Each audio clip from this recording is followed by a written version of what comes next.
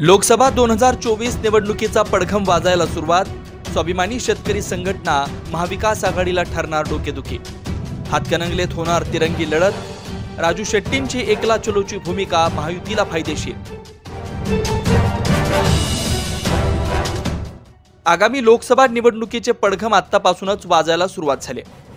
सगळेच पक्ष राज्यातल्या वेगवेगळ्या मतदारसंघात उमेदवारांची चाचपणी करतायत। लोकसभा निवडणुकी संदर्भात अनेक सर्वे देखील येत आहेत। यामध्ये महाविकास आघाडी वरचढ होतानाचं चित्र दिसतंय। मात्र महाविकास आघाडीला डोकेदुखी ठरू शकते ती स्वाभिमानी शेतकरी संघटना कशी ते सविस्तर पाहूयात। तत्पूर्वी तुम्ही जर अद्याप चॅनलला सबस्क्राइब केलं नसेल तर आत्ता सबस्क्राइब करा। आत्ताच्या सर्वेनुसार महाविकास आघाडीला 26 ते 28 जागा तर महायुतीला 20 ते 21 जागेवर विजय मिळू शकतो असं चित्र आहे। हा सर्वे महाविकास आघाडीच्या दृष्टीने गोड असला तरी काही मतदारसंघात स्वाभिमानी शेतकरी संघटना महाविकास आघाडीला डोकेदुखी ठरू शकते। आणि विशेष म्हणजे कोल्हापुरातल्या हातकणंगले मतदारसंघात तर महाविकास आघाडी बरोबर स्वतः स्वाभिमानी देखील अडचणीत येऊ शकते। ते कसं ते पाहूयात या व्हिडिओच्या माध्यमातून। राज्यातल्या लोकसभा निवडणुकीत महाविकास आघाडी आणि महायुती यांच्यात सामना असणार आहे। स्वाभिमानी शेतकरी संघटनेचे अध्यक्ष राजू शेट्टी यांनी एकला चलोचा नारा लगावलाय। हातकणंगले मतदारसंघाबरोबरच कोल्हापूर, सांगली, माढा, बुलढाणा आणि परभणी या 6 जागांवर स्वाभिमानी लोकसभा लढवणार आहे। कोल्हापूर जिल्ह्याचा विचार करता राजू शेट्टी स्वतः हातकणंगले मतदारसंघात निवडणूक लढवतात। या मतदारसंघात स्वाभिमानीचं चांगलं नेटवर्क आहे। मात्र 2019च्या निवडणुकीत चांगलं नेटवर्क असूनही राजू शेट्टी यांचा पराभव झाला। आता हा पराभव शिवसेनेचे खासदार धैर्यशील माने यांनी केला नसून त्यांचा पराभव हाजी असलम सय्यद यांनीच केल्याचं बोललं जात आहे। हाजी असलम सय्यद यांनी वंचित बहुजन आघाडीमधून उमेदवारी मिळवत निवडणूक लढवली होती आणि सुमारे 1 लाख मतदान देखील घेतलं। याच मतांचा फटका राजू शेट्टी यांना बसला।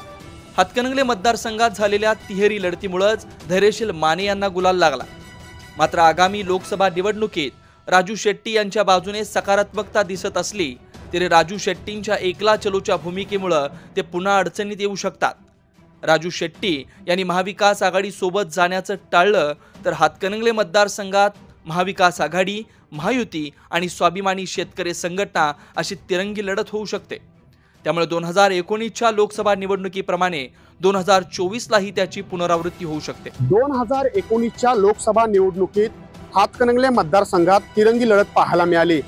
वंचित बहुजन आघाडीचे उमेदवार हाजी असलम सय्यद यांनी तब्बल 1,20,580 इतकी मतं घेतली। त्यामुळे धैर्यशील मानेंचा या निवडणुकीत विजय झाला तर दुसऱ्या बाजूला तब्बल 93,000 मतांनी राजू शेट्टी यांचा पराभव झाला।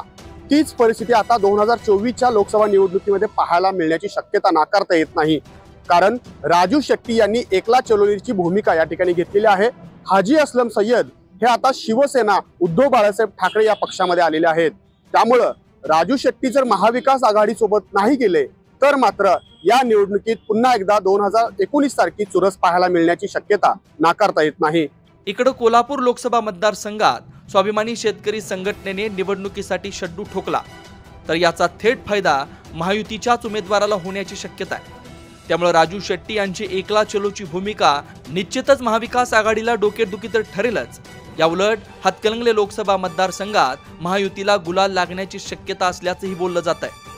मात्र महाविकास आघाडी हातकणंगले मतदारसंघात उमेदवार देणार का यावरही अनेक राजकीय समीकरण अवलंबून आहेत। आगामी लोकसभा निवडणुकीत राजू शेट्टी यांनी एकला चलोची भूमिका घेतली असली तरी सुद्धा निवडणुकीपर्यंत राजकीय समीकरणे कशी बदलतात हे पाहणं महत्त्वाचं असणार आहे। महाविकास आघाडी हातकणंगले मतदारसंघात उमेदवार देणार का, देणार तर कोणाला उमेदवारी मिळणार हेही पाहणं तितकंच महत्त्वाचं असणार आहे।